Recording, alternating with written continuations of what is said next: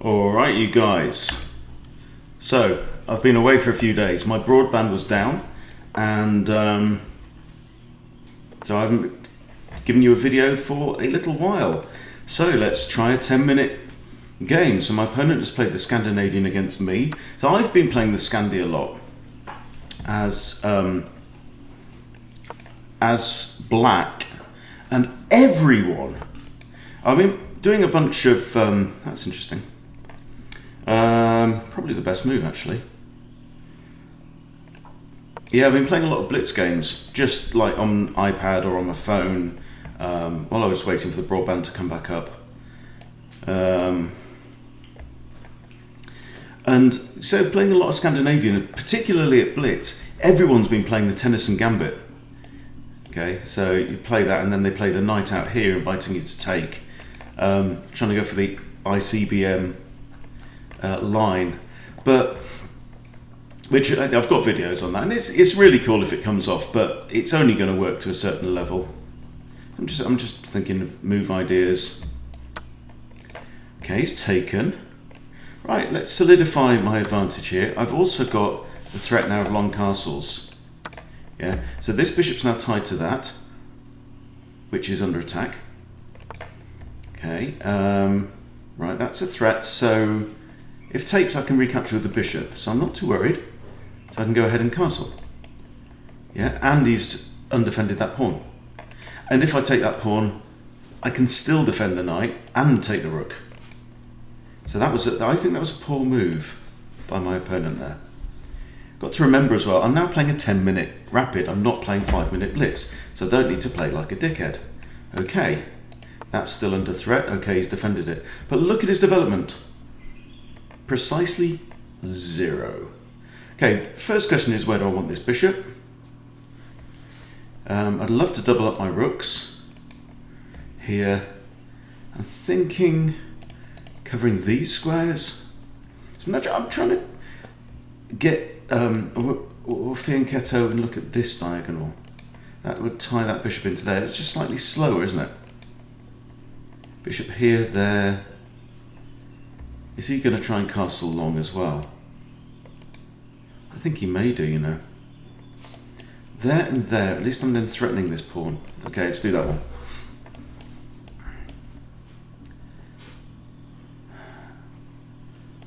Like there. Got ideas. Okay, I'm threatening this pawn now.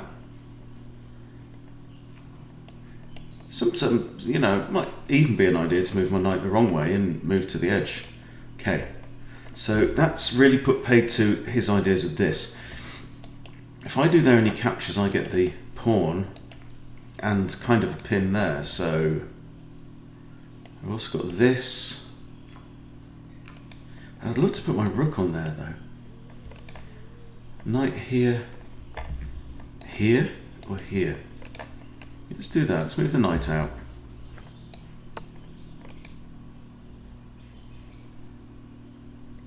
Hang on, how long has that pawn been undefended? Ah, since he defended that one. Haha! I have you now, Mr. Bond. Right, look at this. So, World of Pain for Bobby McFly. Bobby McFly from France. Oh, my friend. Okay, now this is undefended. So why don't we just put our bishop back here? That's idea number 1. Another idea is to improve the knight and attack his bishop. Then if he takes my bishop, I take his bishop, I'm attacking his rook. Ooh, boom. Even better. Go on. I dare you. I double dare you. Not sure how the line goes from there. Something along those lines. Okay.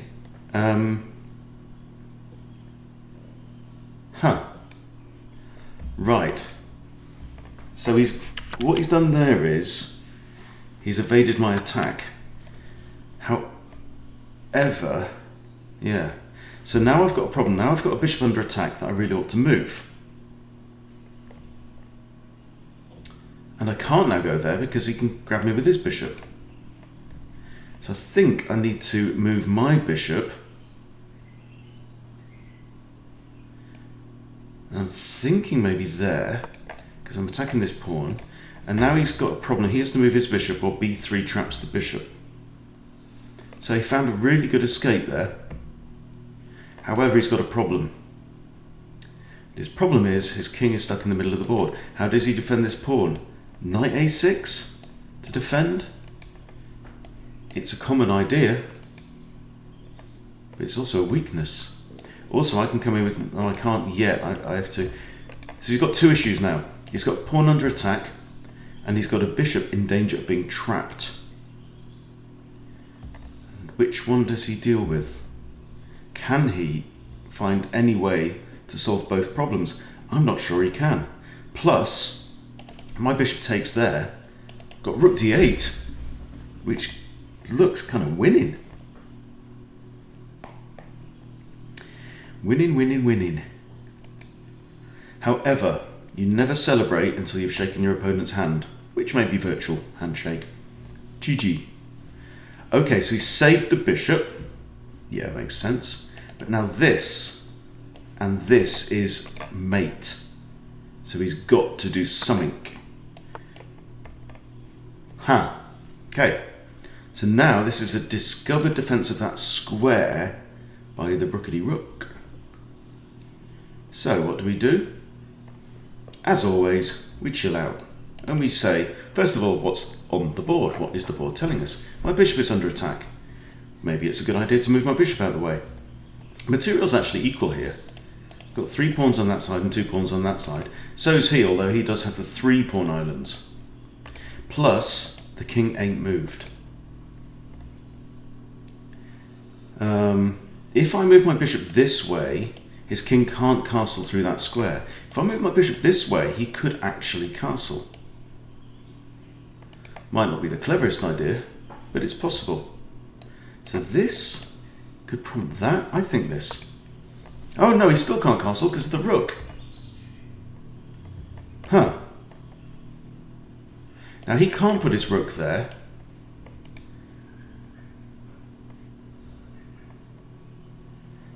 Right, what's your idea? Is this your idea?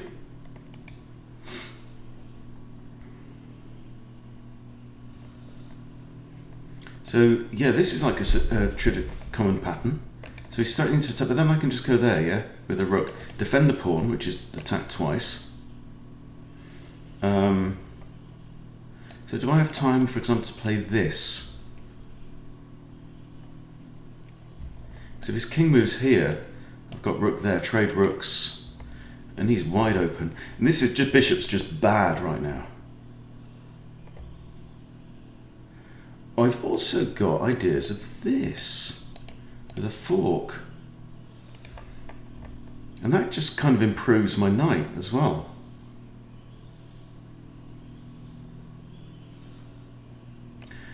Okay, let's just double check. He places bishop here, I lift my rook. He kicks, I capture. Right, so okay. So that's what I'm threatening. King, rook, fork, and pawn, and there. And this is what we've got, you see.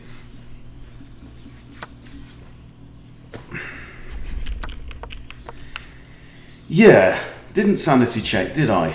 Okay, well, I'll have to play this now. Oh, that was just 50 Shades of dumb. Just giving away a whole piece, and I'm down on time. Right, what a muppet. What a muppet. Okay, I'm thinking rook here. Just keeping my stuff on dark squares, because we've got an opposite coloured bishop situation. Now, he's actually got 2... Okay, so he's done that move, but I'm not too concerned, because he just loses a piece if he wants to go ahead with that idea. So now I'm thinking... There he can just take. Here, he can't push because of that, so let's bust things open. The thing to my advantage is my king has some security down in that corner, although I have a demerit, which is that I'm a dumbass. Not ideal. Takes, takes, rook takes, attack the knight. Okay, so I have 2 rooks, 2 minor pieces. Now he's got 1 extra minor piece. Okay, in my defense, I have. So hang on. So I take here. Pawn takes. I can get a pawn. I also lose the bishop pair. If I attack his knight here, he can't go there. He'll go there, block the rook off.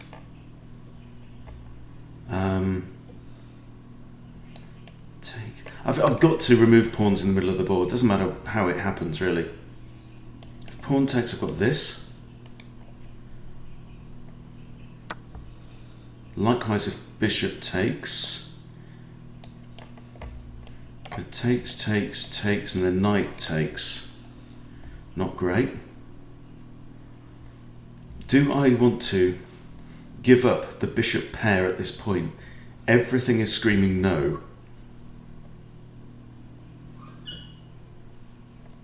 Alright, Morris wants to come and say hello. You've met Morgan before. This is Morris's twin brother, Morgan's twin brother. Come here, mate. Probably doesn't come across as well on camera, being almost black. Okay, now, thoughts. This.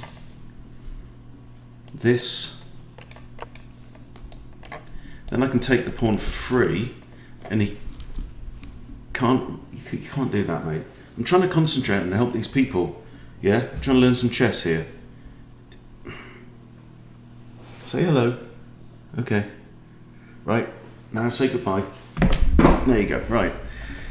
Okay, so this is the idea. If I double up my... Okay, well that just simply drops the pawn, because the knight now is now pinned. After the bishop moved away, the knight is in a pinned situation because of the rook, and he's simply dropped a piece, and now look. That's not fun.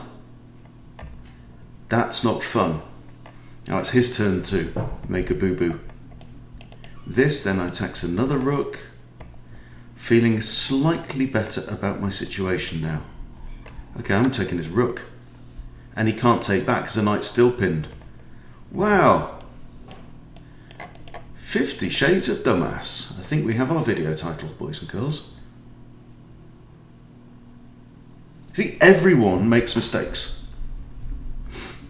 Oh, I'm attacking his knight. And he can't go there. So he can go there or there or there. He has got 3 squares. Oh dear. Oh dear, oh dear, oh dear. Now, is there a better move? Do I give check, for example? No. I'm just going to grab the stuff. I'm on 2.5 minutes. Now, people play 2-minute chess. People play 1-minute chess. And he's resigned. Boom!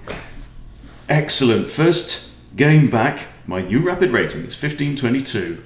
Get in. Thank you, Bobby McFly. And thank you for watching. I will try and make a bunch of chess videos over the next few days because I feel like I owe you guys some chess fun and games. But that really was an utter collapse. I'm just going to do a quick review and check my theory, because I think that pawn move he made at the start, oh yeah, so it's like white's winning, dumbass move, and then another dumbass move and white's winning again. Hooray! Okay, so check this out. The Blackmar-Diemer Gambit. I like this because I'm a gambit head, you know, I admit it. And I think it's a good way. Let's pull up the Explorer and see how often this has happened against me when I've played as white. No, when I've played the BDG. When I've played the Scandi. Okay, so I've played a lot of Scandinavians because I used to play it quite a lot. D5. In my games as black, D5 is actually my most common response. I've played 2,025 Scandinavians. I've played 1,026 Frenches. And this is the pits, isn't it? We're probably Black Lion territory. My most successful so far just has been the French at 53%. And the Scandi at 52%. So I've got a good hit rate there. I've got a really good rate with C6. I've played it 12 times and won 83%, so that's like 10-2, something like that. What the hell is c6? Oh, Caro-Kann. Wow, really? I've played the Caro-Kann. Don't remember that. Anyway, so when I play the Scandinavian, he takes 1,300 times. Like, that's like 3/4 of all the games. e5, this kind of advanced thing, is the next one. Knight f3, yeah? Knight c3, d4 is being played. So d4 is the Blackmar-Diemer Gambit, okay. But look at this, so d4 has only been played 47 times, right? It's rare, it's really rare, against 1,300, you know? People don't know it, people don't see it, it's not played very much. Okay, so back to the game. So I play the Blackmar Gambit, or the Blackmar-Diemer Gambit. He captures, yeah, which is like free pawn. Knight c3, okay. And e5, book move. Okay, bishop e3 is the last book move, good. So, I mean, it's kind of obvious, you know, the pawn's under attack twice.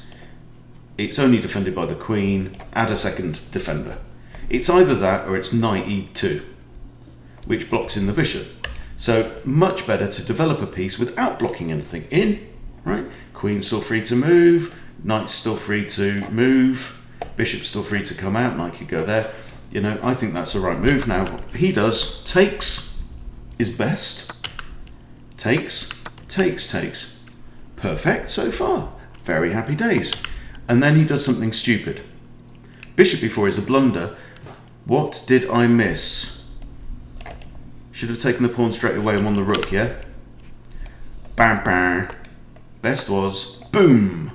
Winningy, winningy, win. Okay, so just, it's a comedy of errors, you know? But this is chess, you know? Chess always features mistakes or blunders or inaccuracies. It just depends what level you're at, you know, what quality of mistakes your opponent makes. In this game, I didn't recognise that blunder, which makes me a dumbass, you know? And then I made a wonderful blunder of my own with this and just gave away my knight. What a donkey, you know? But fortunately, my opponent was ready to match me in the dumbass stakes with that howler. Okay, just giving up the pawn with a fork, right? He lost it. He completely lost it. Let's look at the, can I see the graph on this? Yeah, so I played quite well. Mistake there where I missed the free thing. Mistake there when I hung a piece like a complete dumbass. But my opponent had his fair share of dumb stuff as well. You know, 3 blunders by the look of it, 4 mistakes, and yeah, just not good at all. But that's it. I mean, really, just remembering that your opponent might be a closet dumbass, and in fact is a closet dumbass, because everyone's a dumbass. It's really, really important, right? Doesn't matter, they might be 400 points higher rated than you, yeah? But when you are playing somebody 400 points below you, you can just be a bit too casual, a bit too blasé, and you can make dumbass moves that you wouldn't make playing somebody against your own rating. So people often play worse when they're playing somebody with a lower rating. So just remember that. But, you know, everyone is capable of stepping up to the mark and being a total dumbass. So there you go. Really kind of the theme of the whole chapter, of the whole channel. That's even the move there, isn't it? Attacking the rook and threatening the knight as well. But yeah, satisfying win. Glad to be back. Thanks for watching. See you soon.